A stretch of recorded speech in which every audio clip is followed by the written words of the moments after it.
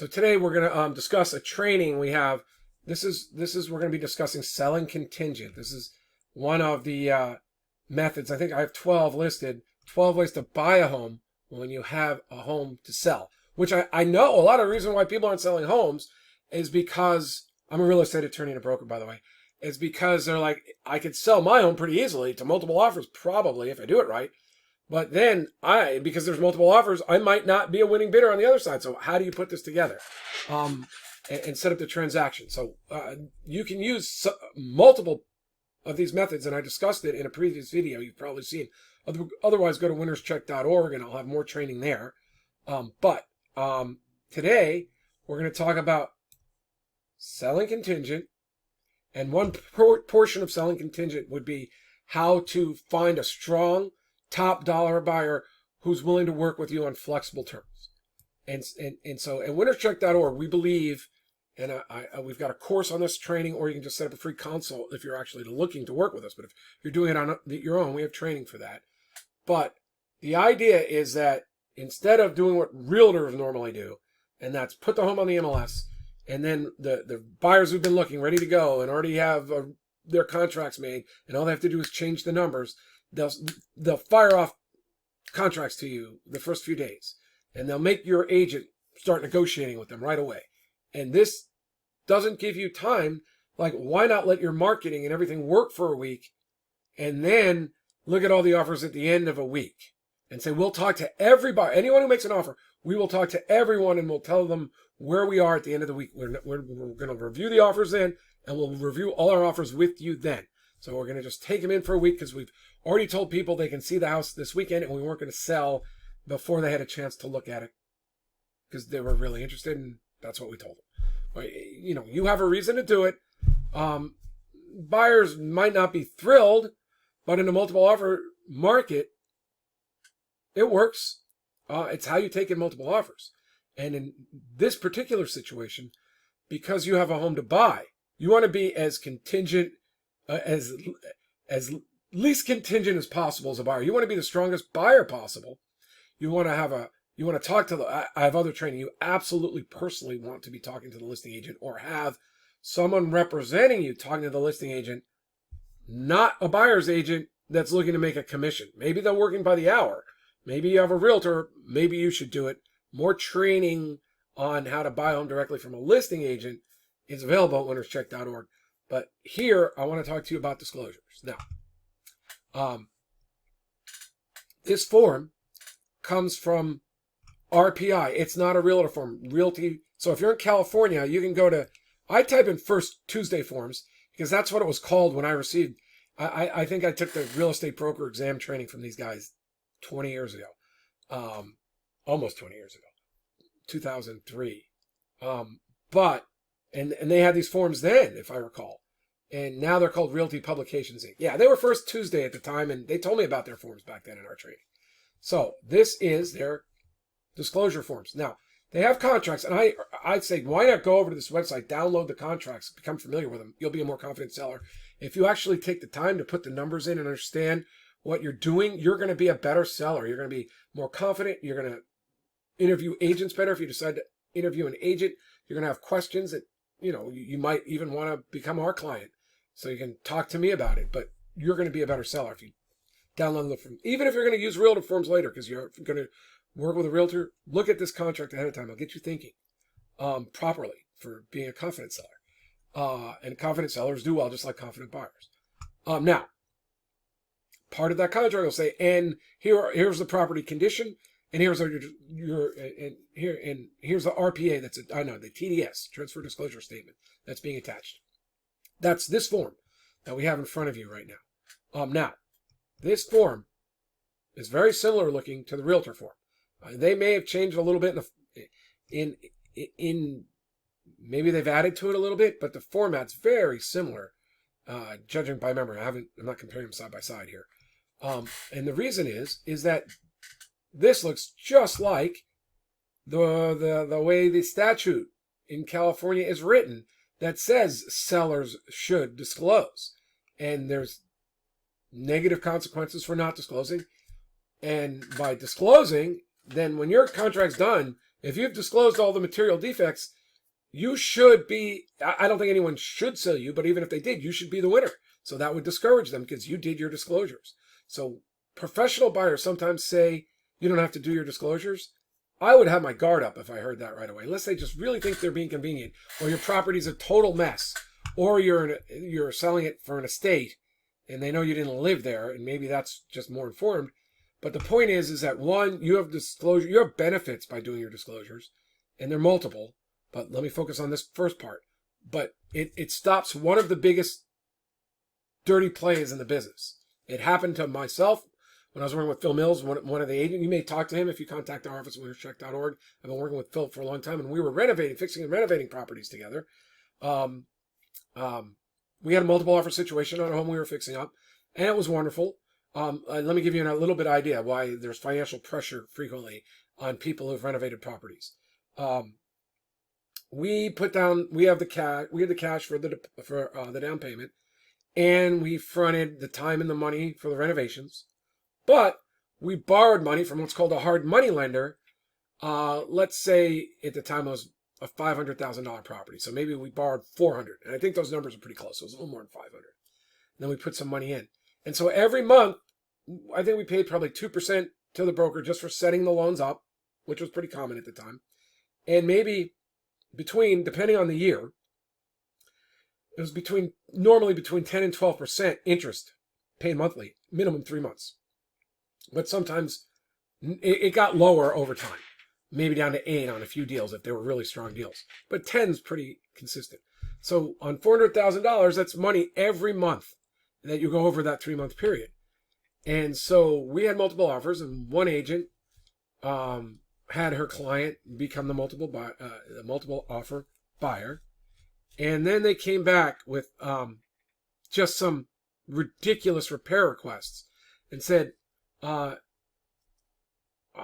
didn't know that this was going to be an issue, and we didn't know that the windows weren't going to be double paned in the front here. So we're going to look to, reduce our offer by $30,000, or it might have been 25 to be exact. And because we were paying money every month and didn't want to start again, and we didn't know that we would sell it for the same amount, we acquiesced and gave in to them. That's a very common dirty tactic in multiple offers negotiations. One of the ways to eliminate that is to do your disclosures first.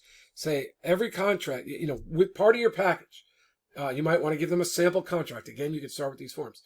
You might, depending on your margins and your numbers and how much money you have, if you want to elicit really strong, flexible buyers who make top dollar offers, you may even want to put an appraisal on there. You want to probably get a home buyer's warranty included, because now they're going to be even less worried about breaking down. And I love them. My home had a leak in the pipes after I moved in, and my warranty covered it. And so, great reason to have a lawyer. I understand a lot of people say that warranty people never pay. I've made claims for myself on behalf of clients, and they've paid every time. Different companies. So you might want to have a lawyer who set up the deal and got that the warranty for you. And then finally, you say, and here are our disclosures. And you go through every room in your house, and you see to your eyes what's wrong. You may know other things from having lived there, and you disclose them ahead of time. I've never seen a situation where it made sense to take in offers first and then disclose, because you're running the risk that you're going to crater the deal. That people will say, why didn't they disclose this ahead of time? If I knew that, I wouldn't have made this offer.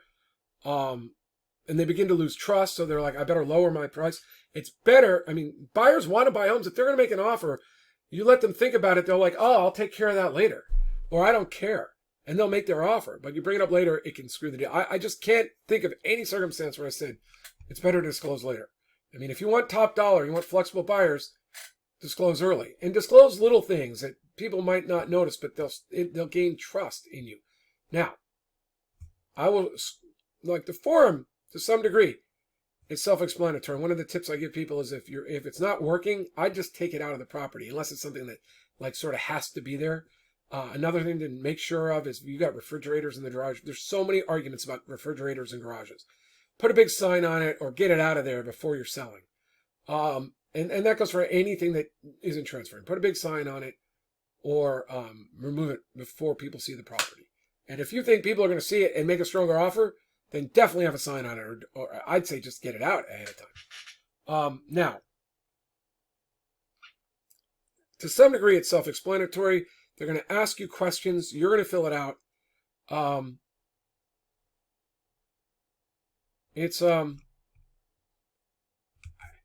Okay, so let me say this. In terms of answering these questions, you may run into problems. And at some point, you may want to be working with an attorney. Real estate agents really shouldn't be answering this question. Many real estate agents will have referred clients to me because they're conscientious professionals. And they understand that when they start explaining to people how to answer these questions, one, they could be creating liability for themselves. And two, they're not lawyers. It's not their job to explain these forms to people. And some realtor forms even explain that to realtors and clients. So, here's a tip though. One, go ahead and join us at winnerscheck.org for our course. And then, we'll go over this weekly. And, if you bring up the questions, I'll try to answer them every week in a generic form, because I wouldn't say you're directly my client. Or you can, if you become a member, you'll get our a consult with me at a substantial discount because you're a member. But in general, I would, if you've ever taken a deposition, I'd answer the questions, I'd answer the call of the question, and I'd answer it factually. If the answer is stark, and you think will hurt the value of the property, but if the people knew more, it might not. That's what I consider like the fact answer and then the context for the fact. I advise my client, if they're not making any warranties and the context isn't likely to trick people, it might be all right to explain the context in writing in these. Now, I know that goes against most lawyers, some lawyers, and most realtors' explanations, but let me just say, I found people, I like to ask them, well, how would you answer it? They normally would say too much, or they don't want to disclose it at all because they realize it's going to affect value. It's a two-part answer. One, answer the call of question like it's a deposition, nothing more, nothing less. Unless the fact is harsh, and in context, truthful context, it would be less harsh. I would say you want to talk to me at that point. I just don't know how you get around the experience on that unless you're really logical and you understood exactly what I said, but you're not gonna, you realize there's limits to what I just said. Like I gave you the idea, but if you give a context that is misleading, then there could be a problem. So that is our training. You can go over to RPI, get these forms, get started, have your disclosures ready ahead of time, and then screen for really strong, flexible buyers. To find out how to do that, you can go over to winnerscheck.org. Like I said, an important part is great marketing up front, going on Zillow and doing social media marketing and having people show up at your open house, talk to people in the open house about the fact that, you're going to be reviewing all the offers at the end of Monday. Are they interested in making an offer? Have sample offers ready for them. Just say, hey, you can change the price. These terms are pretty standard. You're welcome to change them. But really, this is what we're looking at. And ideally, and you can even explain ideally, and that's how you screen for strong buyers that can help you buy a home and maybe not even be contingent and really eliminate like that risk. Like maybe you could have this thing just about ready to close and then you can be non-contingent on your buy. And that's also, it's critical that you get a rapport with the listing agent, or I have stories about how Phil helped me buy a home. It doesn't have to be you, but it has to be someone who's a buyer's agent you can revoke. I call it revocable agency or revocable referral, because you may need to work with that listing agent directly and then maybe ask for a slight referral to pay for a lawyer or someone to review things with you. But you have to be in a situation where you're not beholden to that buyer's agent to represent you, because you want to leverage those fees to be the winning buyer. Go ahead to winnerscheck.org to find out more. Maybe you're already here and you're watching this training, so go ahead and join. Thanks. Talk to you later. Bye.